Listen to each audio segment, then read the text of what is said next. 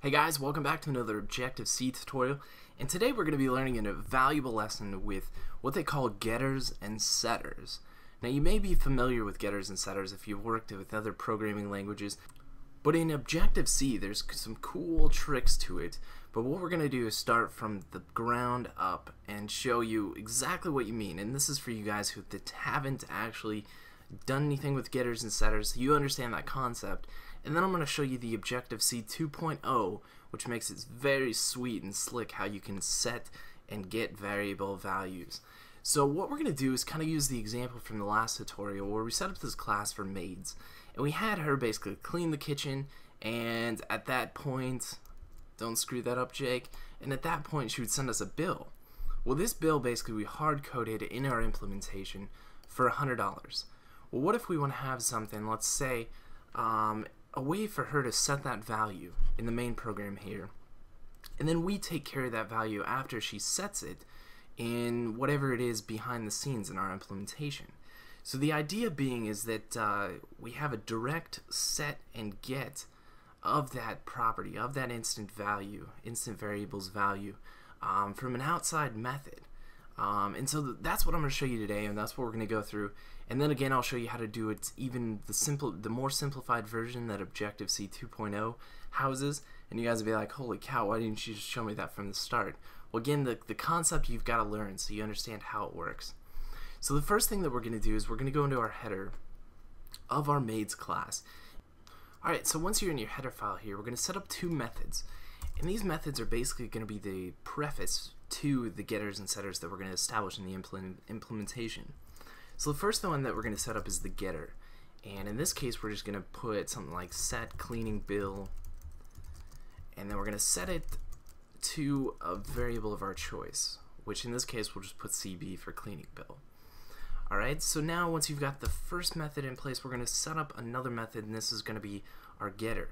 And our getter is going to return the value of our cleaning bill variable that we set up here, the instant variable that we set up in the next implementation. So in this case, we're going to have it as an integer, and we're just going to put in cleaning bill. And for ease sake, we're going to copy our two methods that we just created. We're going to take them into our implementation. Right after the maids, we're going to give ourselves a little bit of space here, and we're going to insert those into our implementation. Now, as you guys know, take out the semicolons. We're going to put in curly braces instead, because this is where we're actually going to write whatever the method statements are within the curly braces, and we'll get to that here in a second. But before we can do anything, we have to set up our cleaning bill integer, our variable. We have to establish that within the implementation. And how we're going to do that is put curly braces right after the maids, and we're going to put int cleaning bill with a semicolon at the end. So now we've established our variable cleaning bill. And so now as we move through and we get the value of cleaning bill, which we'll write a statement in here just in a second, it'll allow the program to compile and understand, oh, okay, there is an integer, there is a variable called cleaning bill, and now I want to set the value to that. So we'll get to that here in a second. But our first method, which is the setter, which is set the cleaning bill, all we're going to do with this is we're going to put in cleaning bill is equal to our variable that we set up right here, our integer variable CB. And I'll explain what that means here after we finish this last statement here. And go down to the next method, which is just your cleaning bill. And in this case, we're going to write return, and our expression is going to be our cleaning bill. Alright, so let me explain how this works. From the get-go, we're going to set our cleaning bill. And we're going to tell that cleaning bill's variable, the CB, to set whatever the contents of CB to our cleaning bill variable. And once we set our cleaning bill variable, now anytime we call for the cleaning bill and we want a value of some sort, it's going to return our cleaning bill variable. So we're going to get that value that we have stored in our cleaning bill out of our program by using the getter. So just to rehash what kind of goes on with the setters and getters, setters set the value.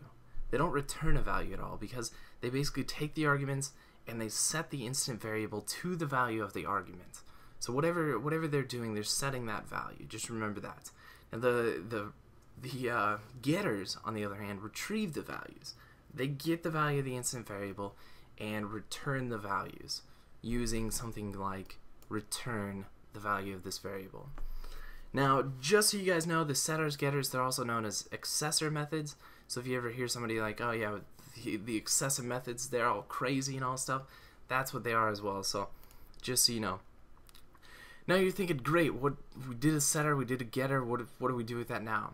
Well, instead of having this hard-coded $100 in here, what we want to do is we want to allow the maid to set the value, and then it's going to get the value and input it somewhere. So in this case, we're just going to put in our integer as the cleaning bill.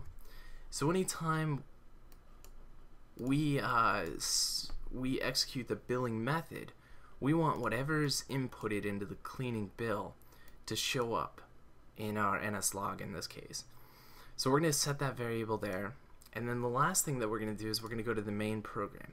Now this is what I was talking about, like how you can pull in outside information and you get the whole like data encapsulation where you throw an input and you don't have to like hard code it in the implementation.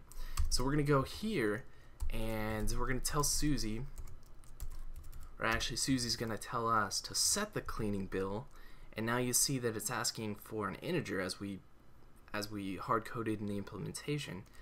And in this case she's going to say, hey, we're going to set the cleaning bill to $240.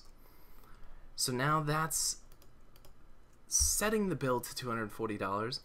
Susie's going to clean the kitchen, and then she's going to execute the billing, which that should show up as $240 in our NSLog. So let's go ahead and run this, see if we did it right.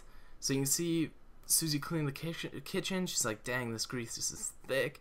And then Susie also goes, hey, you guys owe me some money. Give me $240 for that. So now you can see we had Susie set the value here, and then behind the scenes we got the value and we printed it within the NSLog. So she can change it from here now. She can go set the cleaning bill to $128, so on and so forth. Run the program, and now we've set it and we've got the value from our instance variable cleaning bill, and kind of makes the world a little bit easier. So again, this is the long version of how to set and get values. I'm going to show you in the next tutorial how to actually do it the easy way, or not the easy way, but the more simplified version that Objective-C 2.0 has in place. But it's important that you guys understand how to get and set values within Objective-C, or the programming language. So we will catch you guys in the next tutorial. See you guys later.